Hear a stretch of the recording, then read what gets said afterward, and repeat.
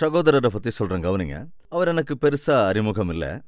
ஒரு நாள் நான் அந்த பட்டணத்துக்கு போகிறேங்கிறத தெரிஞ்சுக்கிட்டு எனக்கு மெசேஜ் அனுப்பிச்சார். பிரதர், நீங்கள் எங்கள் பட்டணத்துக்கு வரீங்கன்னு கேள்விப்பட்டேன். ஸோ நான் ஏர்போர்ட்டில் உங்களை ரிசீவ் பண்ணிக்கிறேன், நீங்கள் அதுக்கு அனுமதி கொடுப்பீங்களா அப்படின்னு மெசேஜ் பார்த்தப்போ அவர் எனக்கு எந்த அறிமுகமும் இல்லை. ஏதோ மீட்டிங்கில் சந்திச்சிருந்துருக்கலாம்.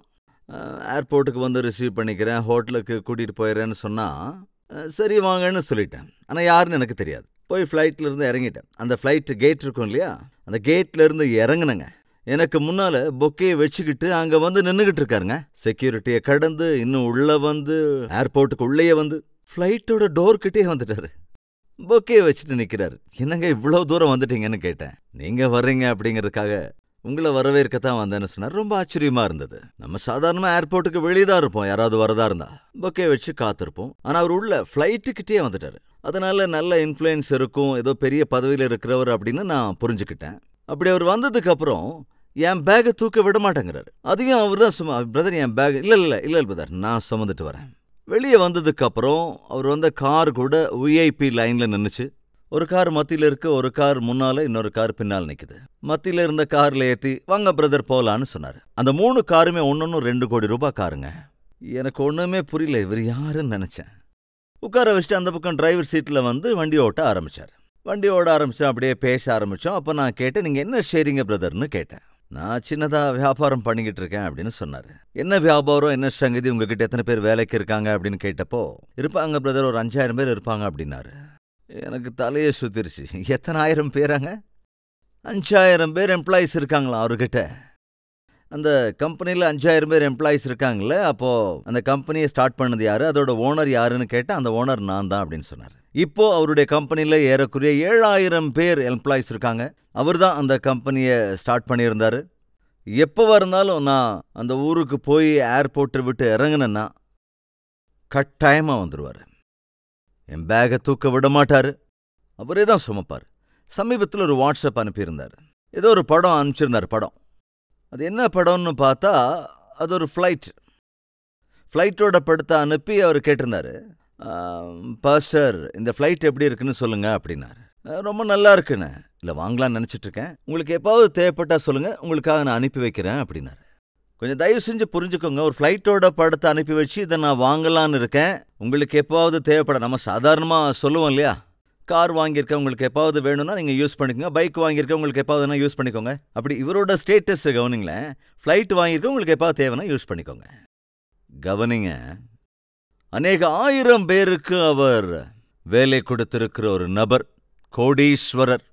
ஆனால் ஒரு ஊழியக்காரனிடத்தில் வருகிற போது அந்த பேக் தூக்குறதுல ஆசீர்வாதம் இருக்கு, அந்த ஊழியக்காரரை ஹோட்டலுக்கு கூட்டிட்டு போறதுல ஆசீர்வாதம் இருக்கு, அந்த ஊழியருக்காக கார் டிரைவ் பண்றதுல ஆசீர்வாதம் இருக்கு.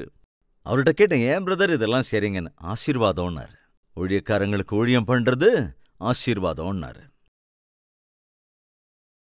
ஸோ தன்னுடைய வியாபாரத்தை ஆரம்பித்த போது அவர் மனது எப்படி இருந்ததோ, அந்த வியாபார சாம்ராஜ்யம் விருத்தி அடைந்த போதும் கூட தன்னை சுற்றி இருக்கிறவர்கள் தன்னை பற்றி எவ்வளவு பெருசா சொன்னாலும் கூட அவர் மனசுக்குள்ள மாத்திரம் எந்த மாற்றமும் வரவிடல. மனசுக்குள்ள மாற்றத்தை வரவிடக்கூடாது. நாம் உயர்த்தப்படுகிற போது வாகனங்கள்ல மாற்றம் வரும், கட்டாயம் மாற்றம் வரும். நீங்கள் கட்டாயம் ஆசீர்வதிக்கப்படும் போது, உங்க வியாபாரத்தில் நீங்க உயர்த்தப்படும் போது, அதே ஓட்ட ஸ்கூட்டர்லயோ ஓட்ட பைக்லயோ போக மாட்டீங்க, அதே பழைய ஓட்டக்காரில் போக முடியாது. ஸோ கட்டாய வாகனங்களில் மாற்றம் வரும்.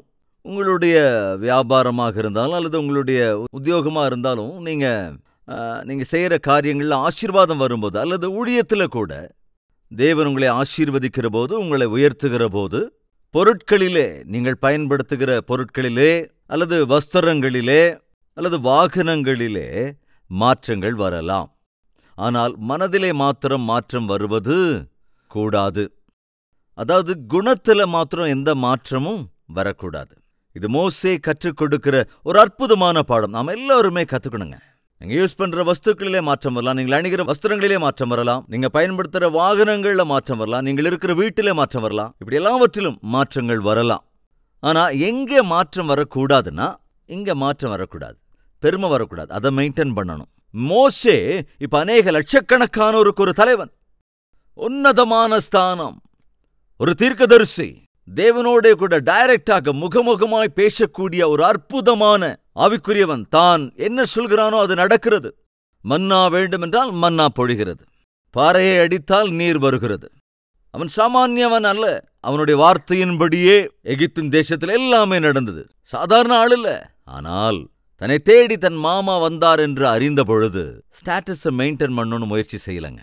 நீ யூஸ் பண்ற வஸ்துக்களாக இருந்தாலும், நீ அணிகிற வஸ்திரங்களாக இருந்தாலும், நீ போகிற வாகனங்களாக இருந்தாலும் உன்னுடைய அடிப்படை குணத்தை மாற்றிவிடும். அது நல்லதல்ல. என்னைக்குமே அது நல்லதில்ல.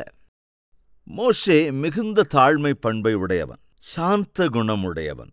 மோசே கர்வமில்லாதவன், பணிவுள்ள குணமுள்ளவன். மோசே மரியாதை அறிந்தவன். மோசே தேவனை கனப்படுத்தினவன். மோசே தேவனால் கனப்படுத்தப்பட்டவன். மோசே ஜெப வீரன். இவையெல்லாம் அனுதின வாழ்க்கையில, நம்முடைய வாழ்க்கையில நடந்து கொண்டிருக்கிற சம்பவங்களுக்கு மத்தியில கடைபிடிக்கப்பட வேண்டிய தனி குணம். அந்த குணத்துல ஏதாவது குறைவு வந்தா அது ரொம்ப ஆபத்துங்க. வாங்க சேர்ந்து ஜெபிக்கலாம்.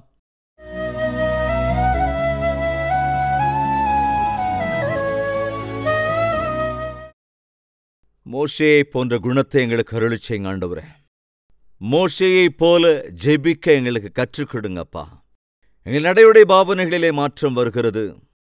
ஆனால் எங்கள் குணம் மாறக்கூடாது.